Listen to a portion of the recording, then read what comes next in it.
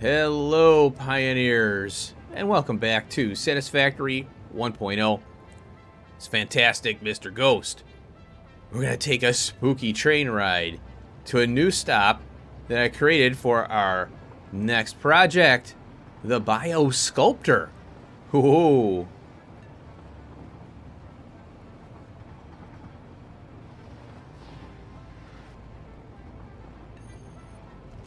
And here we are. Don't mind the spaghetti. You did bring a fork. You gotta bring a fork when you watch my episodes. Alright, here we go. Whoa!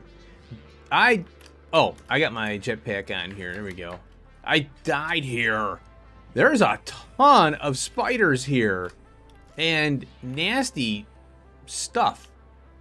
And weird noises, too. Holy cripes. Okay, so I don't have this set up to deliver yet. We're gonna need this for the cooling system. I figure go big or go home. We might need nitrogen for something else later on too. So let's just capitalize on this nitrogen seep.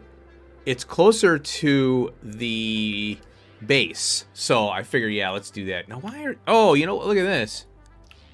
I don't know. Okay, it's gonna be complaining. I don't know why it turned red there. That's weird. Let's get in this thing. Oh, I colored it different color too. Yeah, shut up. Okay, we're gonna turn off self-drive. I'll pull it forward a little bit, and I gotta name the stop. I screwed up on the direction. I'm like, oh god. Because, I don't know why, I was thinking, let's get out of here. I was thinking this was the input lane, so I had to flip it all around. That's fine. Easy to fix. So this is Nitro Pickup 2 now. Actually, I'm going to call it 3 because we do have that one over by the oil field here. So that's done. Okay. So this one is pretty... you would think this is a tough one to get to, but it isn't really that bad.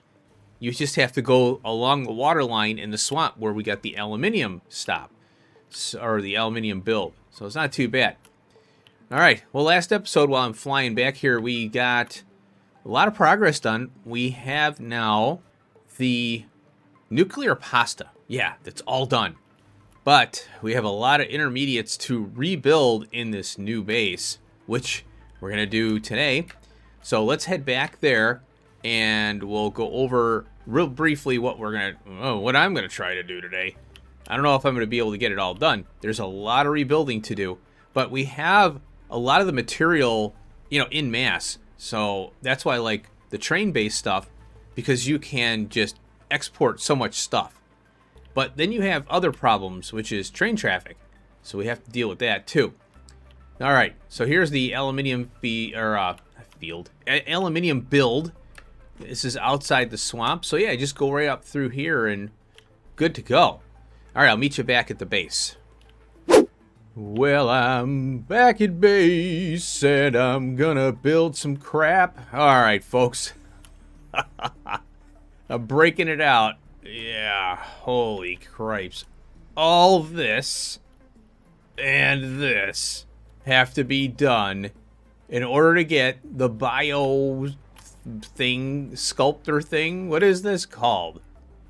The biomechanical sculptor. And we get 4, let's see, 2 a minute. That's not too bad. I think I'm just going to go with 1 machine on this. Maybe I'll do 2, I don't know. But the problem with this is all the stuff we need to build. Rotor, stator, high-speed connector, electromagnetic control rod, motor, heatsink, cooling system, computer, supercomputer, fix-it ingot, fix-it trigon, automated wiring, adaptive control unit, assembly, director, system, and then, yes, finally, the biomechanical sculptor. Alright, and that is in the order I'm going to build it. That's why I had to break it all out and see, well, what's first, what's second, what's third. Another dilemma that I'm having here, which I'll showcase here, and then we'll get started. I have only 4 belts here left for products. So I have from, let's say, here. And let's mark this location while I'm here. This is where I can pop in because I like to have a little room in between builds. Just one square, one concrete piece. That way I have a little bit of egress. If I do want to snake a belt through, I can. So we'll start here. And from here to maybe... Well, this will be the final potentially output. Because... Well, no, it'll be right about here. Because this is a belt that I can place an item onto. So 1, 2, 3, 4. So right here is all the room I have. So if it's 4 parts, great. If it's 3 or 2, it doesn't matter. So that's the room I have to work with. I can push forward a little more and access these 2 belts right here. But what I would probably do is I have to do the build in this area and then pop onto the belts somehow and get around this rock. Otherwise, I can build over here. So we have this blank area basically here, and I don't want to be building across from another build because it gets messy. I kind of ran into this over here because I have outputs and inputs and outputs. So outputs from the train, inputs to the build, outputs from the build, and I'm merging and pulling from all this. So I had to go around a lot of things, and I'm trying to avoid that because it's just crazy busy. It's very difficult to not have issues when you have all this going on here. So hopefully I'll avoid that going forward, and I'll build on one side. The other problem too is when you build 2 stories. When you have a story and you're pulling from the same locations. So because I like to merge everything on and pull off like this. But future planning I think would be I would probably do, for example, reinforced plates and the modular frames in one build, and then train the modular frames and the reinforced iron plates to a build like this to kind of minimize on space. So focus more on satellite building and training items. The reason I'm not doing that is because the trains are they're not very robust. The scheduling is, if they had Factorio, not exactly Factorio, but if they had where a train would wait till it's unloaded and then go to the next stop, I don't mind point-to-point trains. I don't need a train controller like LTN or anything like that. And Factorio 2.0, they have these crazy features now where you kind of can get away from elaborate train controllers like LTN, Train Supply Manager. LTN stands for Logistical Train Network. And then they have Cyber Syn. They have like 3 big train controller mods in Factorio. I'm not asking for that. What I'd like to have is a train wait to unload completely and wait to load completely and then travel. As opposed to, because we can't do train stackers or train yards for that matter. And that's my biggest complaint, and I hope they fix this in future releases of the game because they're talking about 1.1. But the train scheduling doesn't seem to do anything, which annoys me. All right, enough about trains. Let's get started on this project. Alrighty, Pioneers, it's build time. No more talking, let's do some doing. So I've got the rotors. I think this is the rotors. And it's copper sheets and the steel screws. Because, I love the screws. So 2 screw machines in the middle, spanning, belting over oppositely. Oh, and I have to redo these outputs, or whatever these are. Inputs. Stupid me, I just put them down. Or I was off and I thought I was on center. No, I wasn't.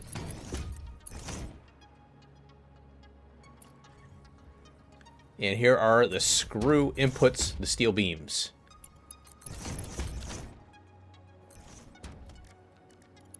And there we go. Screws are connected, and here we go. Whoops. Let's fix that.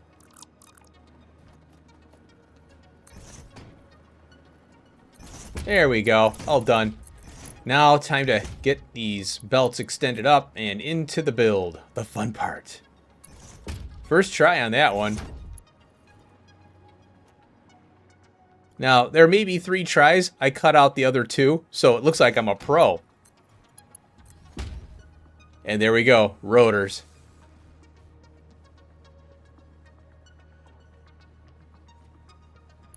Now time to get them on the output belt and do the little dipsy-do curves.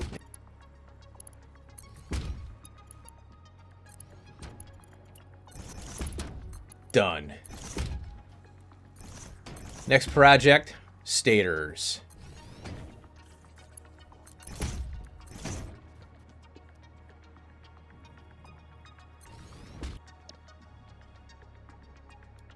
So I'm downclocking the wire machine there.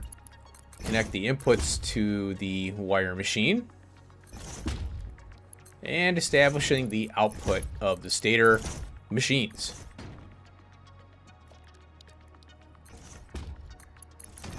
That'll be for the pipe. We got the steel pipe coming in for the stators, because these are the quick wire stators, which I love all the alternates.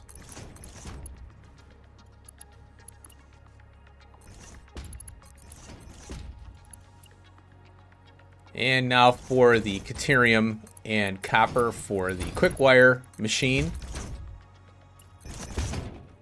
I decided to get the output squared away right now. That way it's done.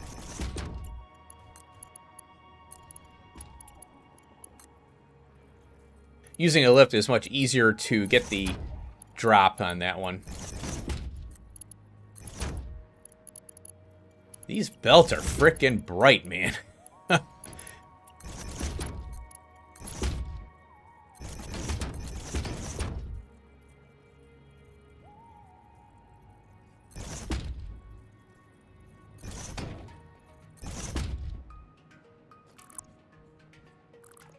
So this is kind of an interesting project when you have 2 belts stacked like this. I put down the poles, but you can't be too close to, or you can't be a certain distance away or from the belt, because you'll clip into the belt in front of it. So I have to put the poles down and put in the lift, and it seems like center, I think, is where you have to be. And then you can do dual lifts, and they tuck in really nicely.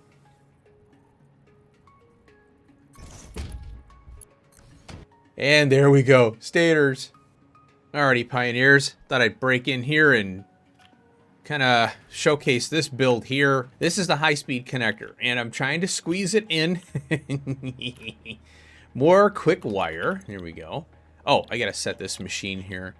Fused quick wire. There we go. It's 90. This is why I do direct insert. 90 to 90. And then I don't have to worry about belting wire. You know, it's a pain because I have to do an extra machine. But so what? Okay, it's a little more, it's space versus one less belt with freaking wire on it. And divide 90 into what 1200, and that's all you can fit. So you would have to do injections.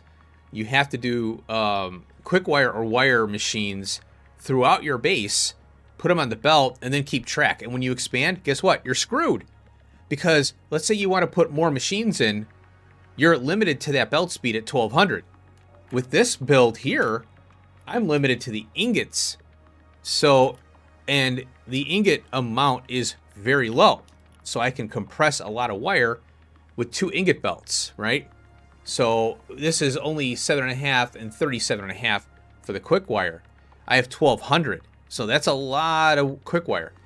So if I do need to inject more copper and whatnot, I can. That's why the wire, it just doesn't compress very well on a belt. That's why I go with this design. Now I have a little bit of a dilemma, little bit here, and that is the circuit boards. So I'm trying to squeeze this in right here from here. So let's see if I can do it.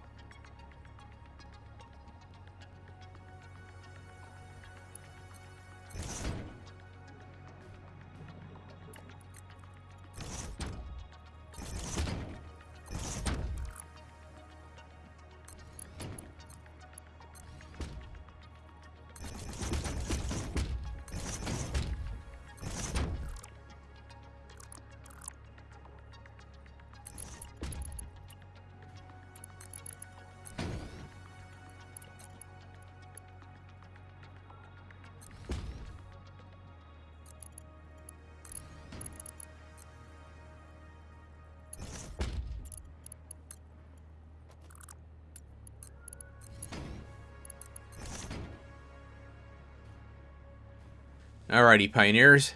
That does it for high-speed connectors. 3 a minute.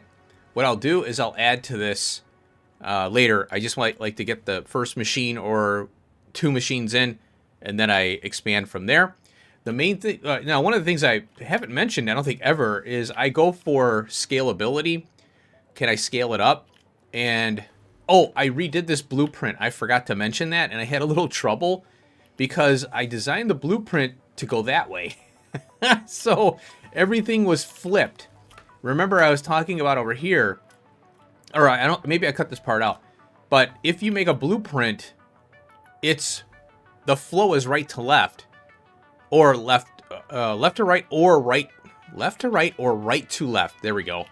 And if you try to flip it, let's say you want to go on that side, right?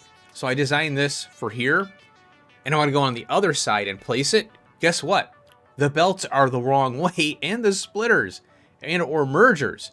So you have to design for right, left, left, right, which sucks. But it is what it is, you know. So this one, I had to redesign it, and I'll show you why. I think it's down here. I didn't see this until I started belting it. And there's massive clipping here. See, so if you put the belts over, or the splitters over the lifts, that's what happens. Right here. So if you go to add to this, guess what? It's going to clip into the lifts. And I'm like, oh, that sucks. So what I have to do, you have to place the splitters down, go up, connect the lift, and it's no big deal. It's a little more space that you need. I was hoping to compress the space. I think, oh, this is the one right here. This is the problem child right here. You get some clipping. So I'm not going to redo this. It was a learning experience. And these are the crystal oscillators here. I still have to add to this here. But the RCUs, I'll get to that. What I'll do is I'll swing back through and I'll expand some things. And this has been just cranking along over here. Let's see what we got. For tickets, I got 7. I'm getting closer to 700 now. So 300 more tickets, or coupons. It gets tougher and tougher because it's, you know, in the 10 million range, getting up there. All right, our next project here is the electromagnetic control rod and the motor. So I'm over here and I'm getting the baseline in for all the walls. I don't want to waste time with walls because I might pull something up and redo it. And then I waste all this time putting things in. So I want to finalize the build, and this is a big build. So I don't want to be putting walls in and then taking them out, and a million of them at that, as well as the concrete. You know, we need the concrete to place stuff, but that's why I don't bother with walls and all that. I just kind of float it. After that, finishing touches, yeah, go for it. Go all ham. All right, let's get started on this. So I've got the machine placed here. We need stators and high-speed connectors. This is going to direct feed into some motors. So we got the electric motor, and all we need to do is bring in the rotor. And the control rod, we need 3.75. This can produce 8. So I'll set this machine here to 7.5 to kind of save a little bit on resources. As you can see, the high-speed connector is already at 3.75. So I'll have to add, 3 more machines just to handle one here, plus whatever else I'm doing. Let's see. Oh no, the high-speed connector is just going here right now, but we need it for the project assembly. So there's going to be more high-speed connector machines for sure. So I think what I'm going to do here is I'm going to go on center, and then the motor machine is also going to go on center. I have to go up just far enough to make the belts work here. I think that might do it. Okay, I got the splitters in here for this part. So we're going to feed the electromagnetic rods in, and we'll do 2 motor machines. Now, the reason I really like this alternate because... Oh, get out of there. Oh, I had to replace this, so let's go down here. So we get 15 motors per minute from one electromagnetic rod machine.